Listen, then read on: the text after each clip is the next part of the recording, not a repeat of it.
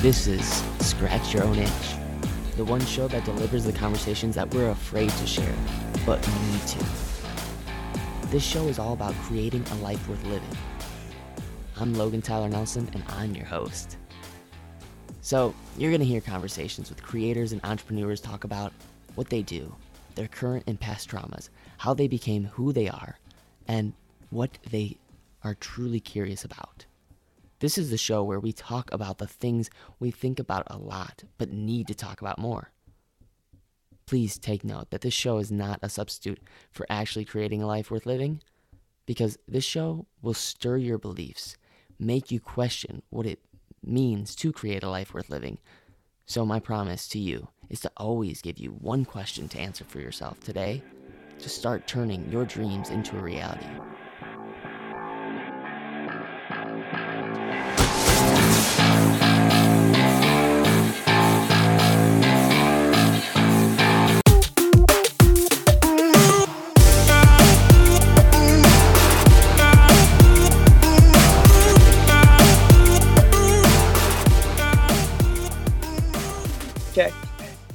Check.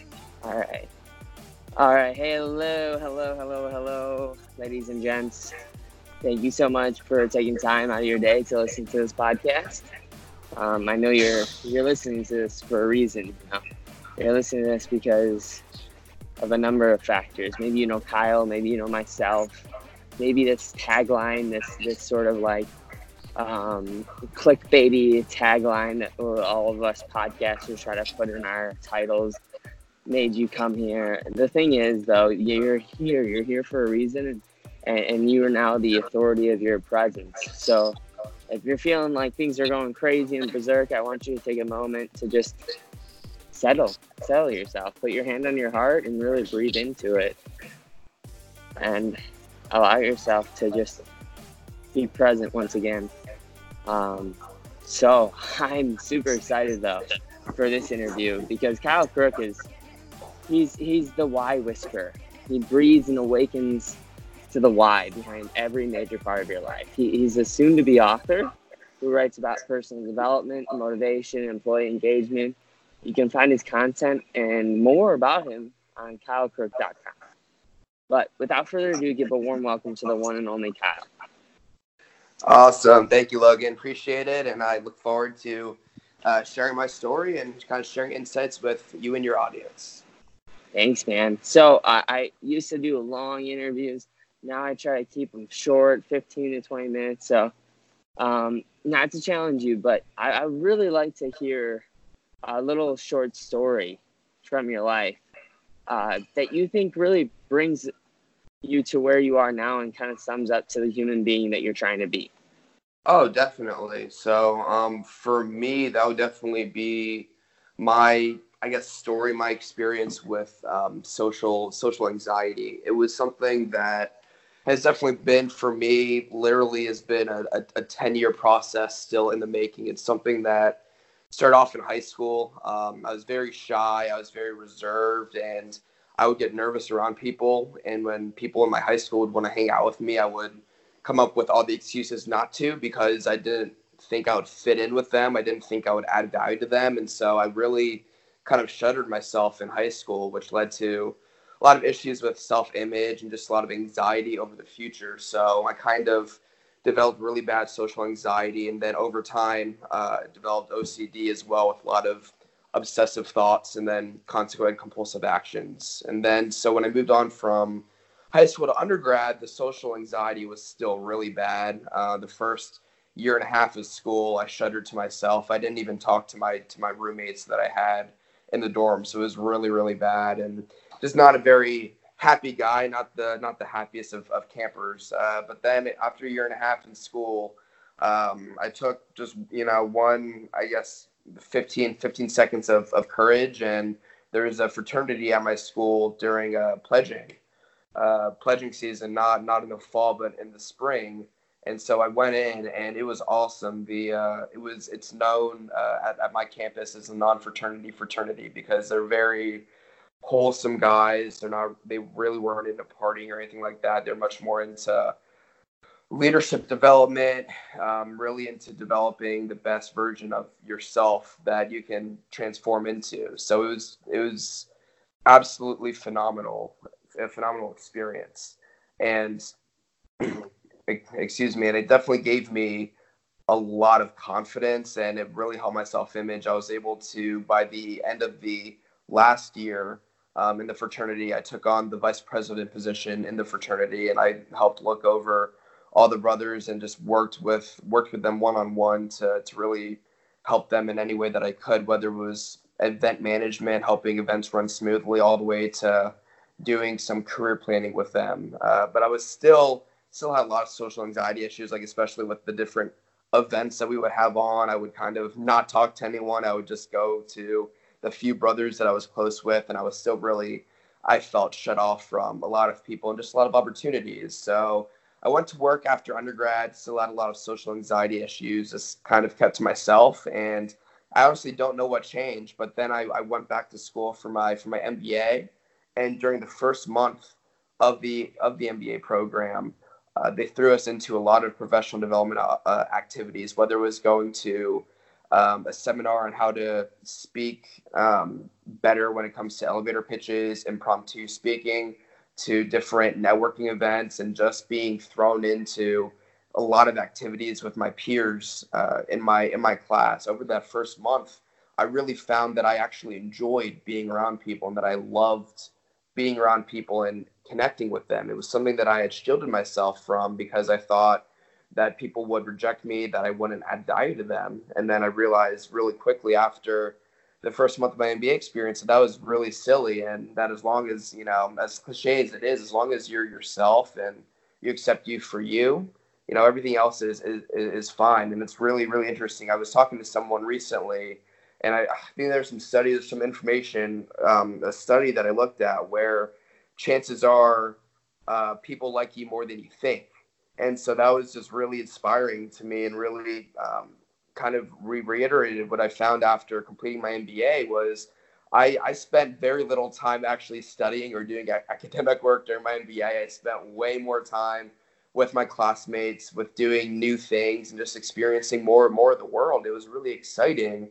And just understanding that genuine love of people and letting my guard down with other people actually helped me kind of put my own guard down for myself. It allowed me to not just be vulnerable and be authentic with others, but it allowed me to be vulnerable and authentic with me and with myself kind of internally, and to accept myself and to empower myself to be the person I wanted to be and the person that I wanted to be and that I am today. Kind of to round off your initial question, is just a person who is truly genuine, authentic, and does all that he can to help other people. And I've genuinely enjoyed so many new relationships and experiences that I've had during and after my MBA program, just with that realization. So there really wasn't any big aha moment. It was just over time, over the last literally 10 plus years of having crippling social anxiety, to really realizing that I do enjoy people and that there's a lot more benefit than drawbacks of being in community with others.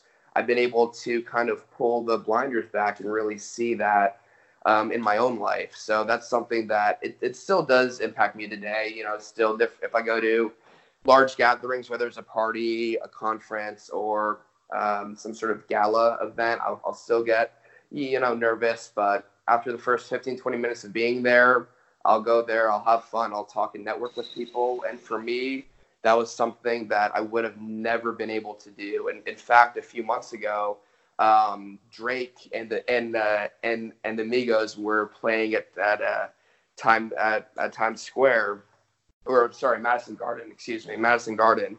And I went there by myself. I sat by myself in a crowd of people, and that's something I would have never been able to do just 2 or 3 years ago. So it's just little along the way of my journey, just being able to stay present, take a step back, and realize just how far I've come and just how much I've changed has really invigorated me to keep going and to keep pushing the limits of overcoming my social anxiety. Like now, if I meet new people, whether through my girlfriend or through my other friends, I'm happy to meet them and talk with them. And just those little things are something that I would have never been able to do 2 or 3 years ago. So it wasn't really a big aha moment, but it's been so rewarding to not only experience that, but also to share it with other people. I've recently opened up about social anxiety and just general anxiety with a lot of other people, whether over LinkedIn or with my friends, with my local friends. And a lot of people, they, can totally relate to it because they experience it themselves,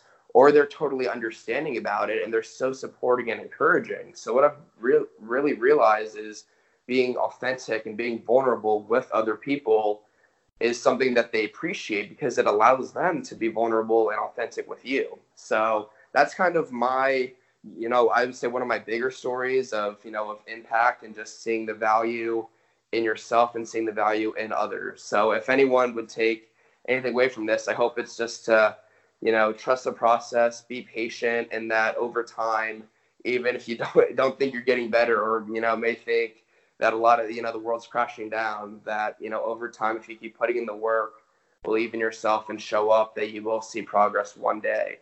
And it's very hard. Looking back 10 years, there are a lot of down points, a lot of twists and turns, but I just feel so blessed to have gone through all of those so that now I can stand, higher up on the mountaintop, see what I've been through, what I've been able to overcome, and then it excites me to keep climbing up the mountain.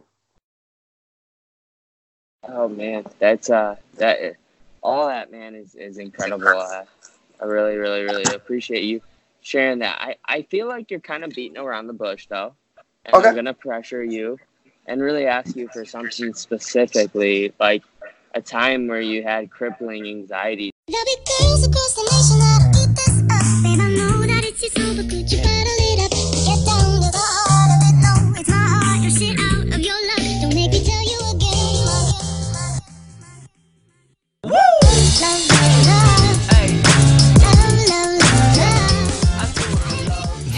Oh, wow. You made it to the very end of the show. Thank you so much for tuning in for another episode of Scratch Your Own Itch with your host, Logan Tyler Nelson. To make it to the end? Gosh, that doesn't happen very much nowadays. I mean, especially with the constant distraction. So, I appreciate all of the efforts that you just took out of your day to make it to the end. And if you hit that subscribe button and leave a review, you would have no idea what that would mean to me. So thank you so much for taking the time to hit that subscribe button. And if you leave a review, check it out. Just screenshot it, send it to me, and I'd love to host your review out on the show. But don't ever forget, like I say, you matter and you're enough. Love is the main reason for how all this happened. Love for all my fans, love for all the shows. Got love for all my memories, no matter where I go. Even if I'm out to nothing, I know there's always something. It's not a fitness test, but it'll always